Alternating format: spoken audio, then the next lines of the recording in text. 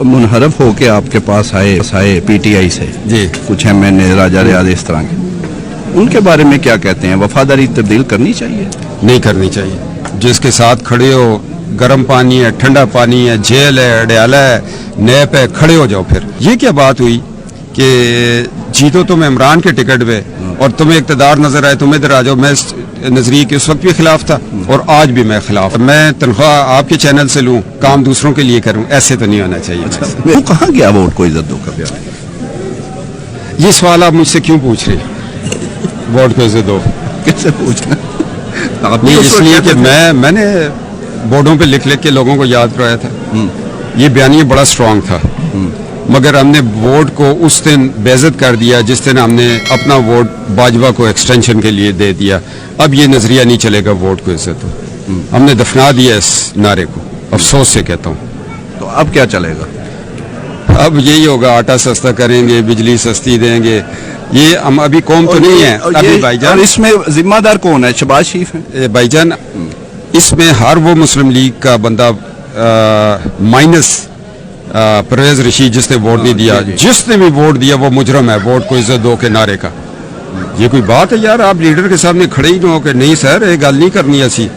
تسی تے سارے لالچی ہو، ٹکٹ مل جائے چاپلوسیاں کر لیے، گوڑیاں نو ہاتھ لا لیے، اسی MNA بن جائیے اپنے پنڈ دے. تو کی فائدہ اس MNA بنن دا یار جب تو آپ نظریات کیا تحفظ نہیں کر سکتے تھے؟ قائد اعظم کے آگے لوگ نہیں کھڑے ہوتے تھے؟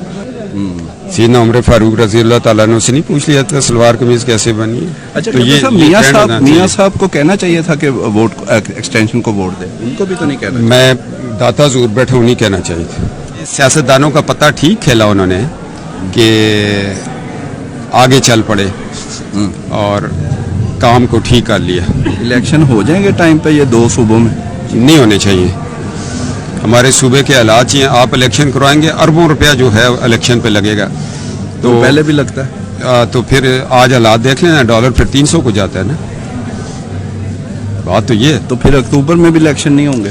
میں تو کہتا ہوں آپ اکٹھے 2025 میں کروائیں، اکانومی کو سیدھا کریں. مفتاح اسماعیل کو آپ نے ناراض کر دیا، وہ بھی تو کام کر رہے تھے. مفتاح میرا بھائی ہے، میں اس کے بارے میں کچھ نہیں کہوں گا. میں نے ناراض نہیں کیا. میں تو مفتاح نے کہا کہ صفدر 58 کا ہو گیا ہے، تو میں نے کہا تمہیں کس نے بتایا؟ تو میں نے کہا میں نے ریزائن نہیں کر دیا. میں کہا ایک بھائی کا دل نہ دکھے، تو میں نے یوتھ کو چھوڑ دیا. شاہد خاقان عباسی وہ بہت عظیم انسان ہے، شاہد خاقان عباسی. اس نے 12 اکتوبر کے بعد جس جوان مردی سے مشرف کا مقابلہ کیا، اٹک قلعے میں رہا. جو شاہد خاقان عباسی بھائی ہے ہمارا بڑا، اس کی ذات سے عہدے بہت نیچے رہ گئے. اس کو عہدوں کی ضرورت ہی نہیں ہے. وہ اپنی ذات میں ایک لیڈر ہے اور وہ عہدے تقسیم کرنے والا ہے. عمران صاحب اس دن میں نے ایک بیان دیا، میں اس پہ تھوڑا رنجیدہ ہوں. اگر عمران صاحب کا دل دکھا، میرا متن یہ تھا ان کی ذاتی زندگی پہ مجھے اٹیک نہیں کرنا چاہیے تھا کیونکہ میں ان کی روحانیت نے مجھے ایک میسج دیا. ہر ایک کی زندگی میں کمی پیشی ہوتی ہے، ہمارے اندر بھی ہیں. کوئی تنظیم سازی میں پھنس گئے، کوئی ننگے پکڑے گئے، کوئی ننگے ہوتے ہوتے پکڑے گئے. تو اس کا ذاتی معاملہ، اگر ہم اس کے ذاتی معاملے پہ اٹیک کریں گے تو پھر اپنوں کو کہاں لے کے جائیں گے؟ گاندھ ہر طرف ہے بھائی صاحب. مقابلہ سیاست کا سیاست سے دینا چاہیے. اگر وہ بندہ اس پہ انگلی اٹھا سکتا ہے جس کا اپنا کردار جو ہے وہ اتنا صاف ہو، وہ اس کو کہے کہ ہم کس منہ سے کہیں، ہم نہیں. تو پھر جب میں بات کرتا ہوں تو مجھے لوگ پیغام دیتے ہیں بھائی جی وہ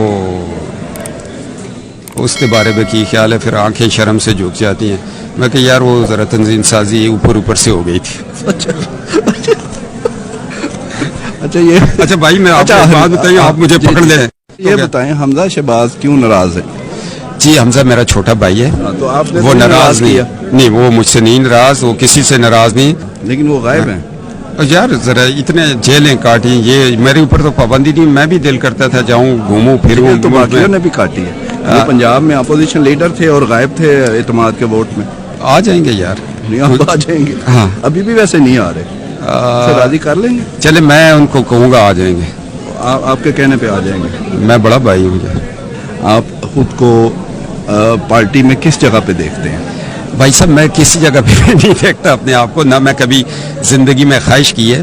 اگر میں اپنی خواہشوں کا غلام ہوتا تو آپ آج چیف سیکرٹری کم از کم خیبر پختونخوا ہوتا مجھ سے جونیئر ہیں، فوج میں ہوتا تو کم از کم میں میرے ساتھ کے کور کمانڈر ہیں، میجر جنرل ہیں، بریگیڈیئر ہیں۔ مریم صاحب آپ چیف آرگنائزر ہیں جی، آپ دیکھ رہے ہیں کہ وہ ملک کی وزیر اعظم بن جائیں گی؟ مجھے تو مستقبل قریب میں نظر نہیں آتی، کیونکہ حالات اس طرح 2025 میں الیکشن ہوگا، اور الیکشن کے بعد اگلے 5 سال شہباز شریف صاحب کو اگر ملے تو